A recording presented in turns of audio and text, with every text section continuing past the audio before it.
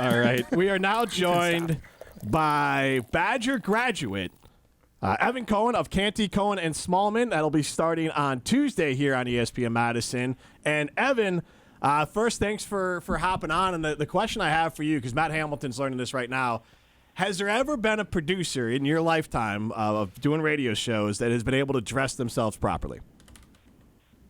I just find it amazing that you, Jim Rutledge, can give anyone fashion advice. Like, are you serious, Jim?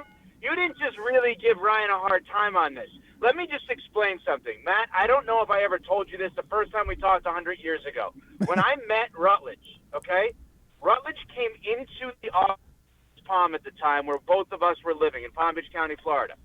Rutledge thought somehow he was just coming in to say hello to someone, had no understanding that he was on a job interview.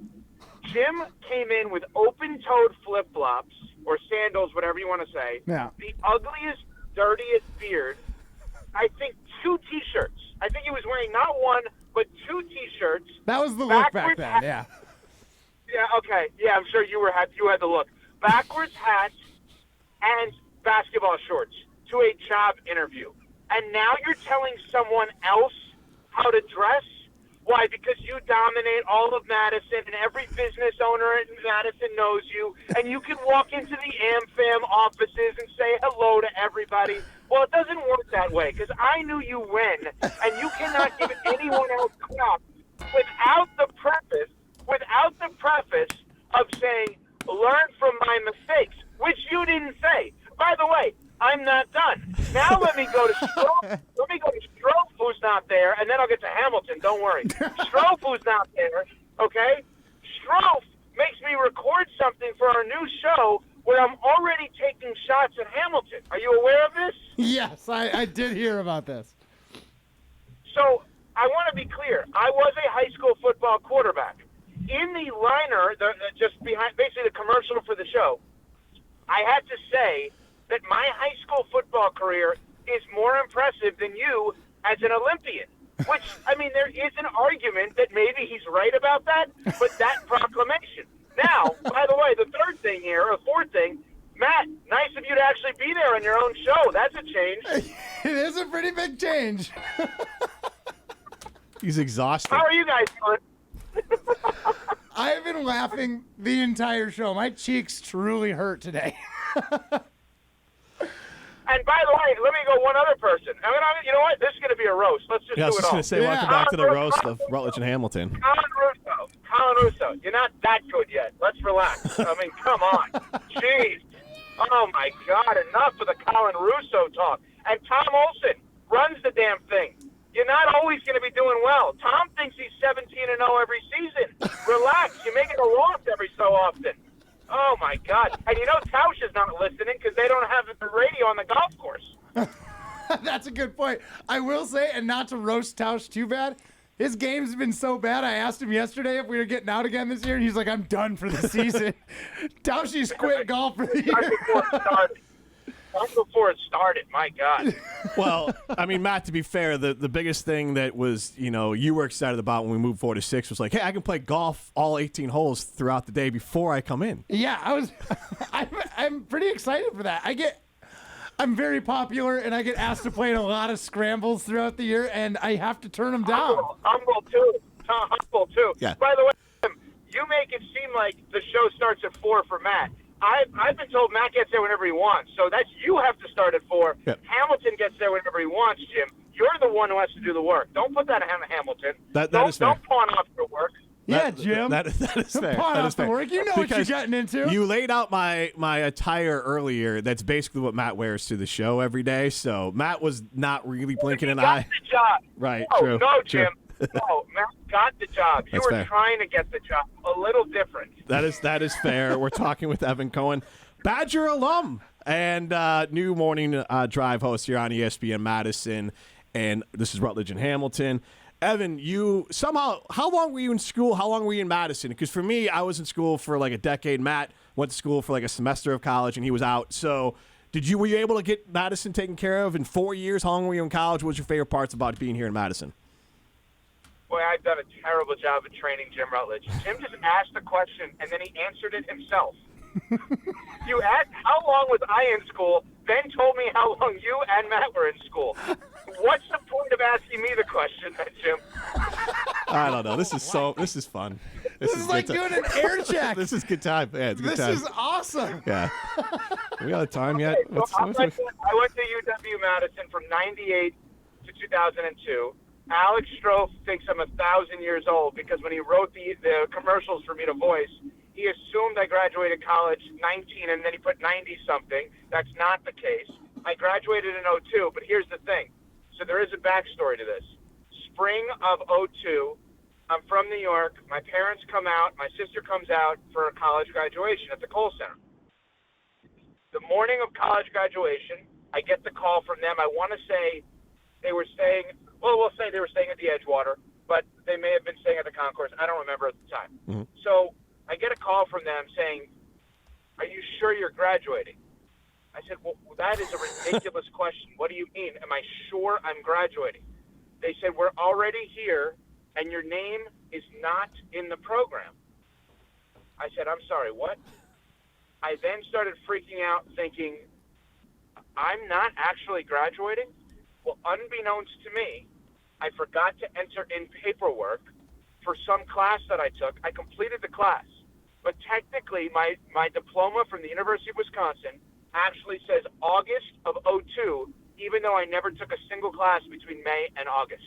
So I guess technically it took 4+ years, but not really. I did graduate in 4 years from the University of Wisconsin, and the best 4 years that anyone could ever be in Madison. I was there from 98 to 02, 2 Rose Bowls and a Final Four. And I still will say that Dick Bennett taking the Badgers to the Final Four in 2000 is one of the greatest accomplishments in sports history. If you look at that team, there are 2 total games played in that team, that entirety of that team in the NBA. Kirk Penny played in 1 game for the Clippers, I believe, and 1 game for the Heat, and that's it. And they went to the Final Four. And I still say, if Iowa State would have beaten Michigan State in that Elite Eight game to get to the Final Four or the Final Four game, whatever it was, I believe that Wisconsin would have won the national championship that year because they would have beaten Iowa State, and I think they would have beaten Florida in the title game. And then the 2 Rose Bowls, the game against UCLA, Wendell Bryant sacking Cade McCown,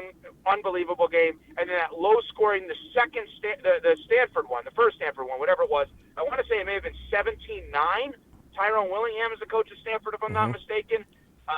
Stanford Steve of the Scott Van Pelt Show on that Stanford team is a tight end. Did you know that? I did not know that. No. Well, do your homework then, Jim. I know. I missed that. I don't know what you do all day. Thank you. At least someone knows my schedule. Do you know who Dick Bennett is? Yes. He was a coach before Bo Ryan, right? There you go. Yeah. Okay. All right. Yeah, I remember. I actually also know who Kirk. No, you're he true. was not the coach before Bo Ryan. There's someone in between. Soderbergh in between. I would not have known who that was. I think you and most of the audience would not know who Brad Soderbergh is, so that one's okay. Slow It Down Dick is what his nickname was.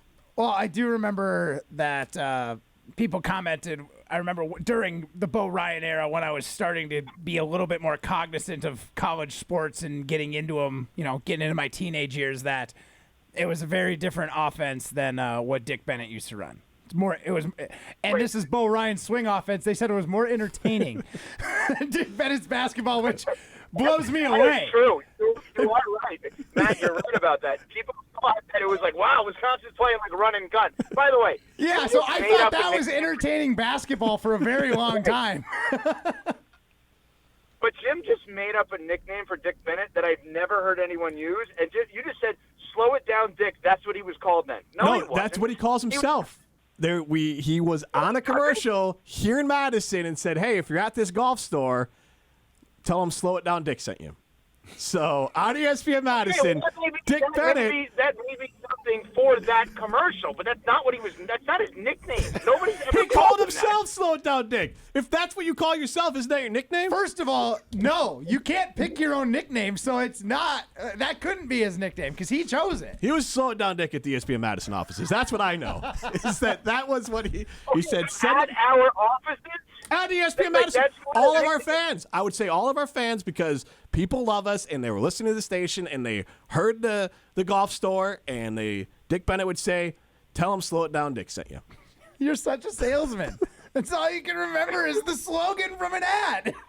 And I don't even think he's right. I'm telling you, if I had to bet it, 10,000% right. I'm telling you Jim's wrong. He's got this face that he knows he's right now. Like, I've done the show with him long enough. I'll contradict him occasionally when he has this stupid grin on his face. He's right. So I You're think so he nice. said it at some point, but I don't think it was his nickname. Correct. That's different, right? If he said it in it, I'm sure both of you have said things in ads for our great advertising partners that you wouldn't then say, "That's my nickname." Yeah, I told Pat McAfee I was the big unit of curling. I was the Randy Johnson of curling. That didn't stick. Nobody calls me Right, the exactly. big unit. Not even your wife. Me, I'm definitely not her. No, but she does call him Dick Bennett's nickname. Slow it down, Matt. This is Rutledge and Hamilton, presented by Coors Light. He's Dropping Matt. truth bombs. He's Matt Hamilton. I am Jim Rutledge. We're joined by Evan Cohen, who will be part of the Canty, Cohen, and Smallman show on ESPN Madison mornings. Matt, That show's going to be off the rails. you think? Yeah. We're going to have to match their energy when you and I come on the air at 4 a little bit later in the day.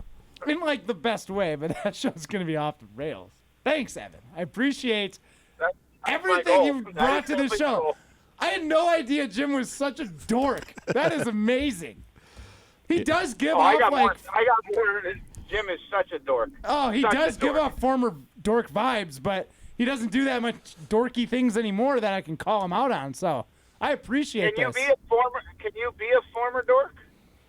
You know what? That's Or a are you good always question. a dork? I just hide it well. Yeah, man, he's just hiding it better. I don't know. I don't know the answer to this, but we're going to have a weekly thing, so I just have ammo constantly for Jim Rutledge. Evan, If you can get it sold, I'll do it.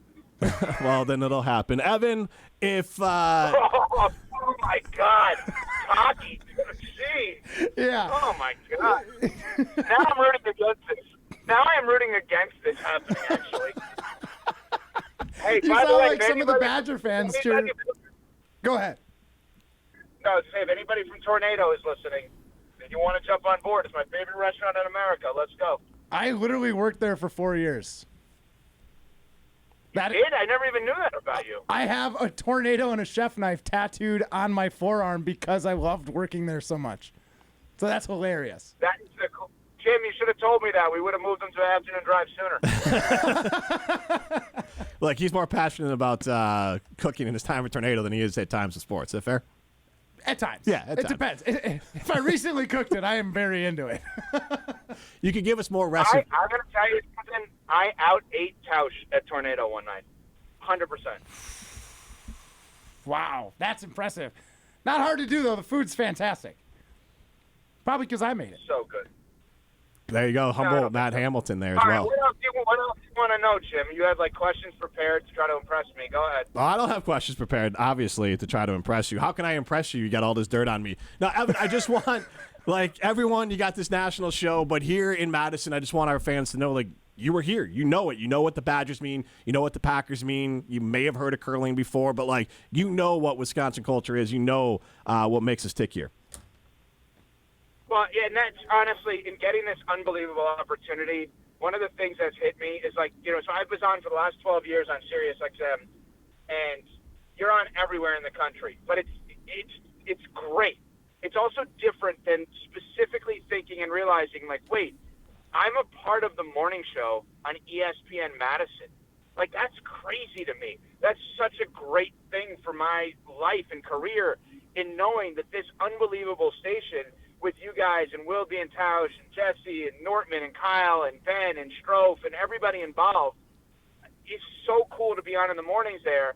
And also now to be able to, like, anytime I talk about the Badgers in any way, shape, or form, realize, okay, I'm doing it on a hometown type station, right? I'm doing it on the place that everyone in Madison is going to talk Badgers is ESPN Madison at 100.5 FM, that it's just so cool to be a part of it. And now during this new wave of football, with Luke Fickell obviously involved. There's one thing I don't love with the Badgers right now. I don't love their color analyst. It's not where I would have gone, but I would have maybe gone a different direction. But nonetheless, I just think that the idea of being a part of this whole thing is so cool.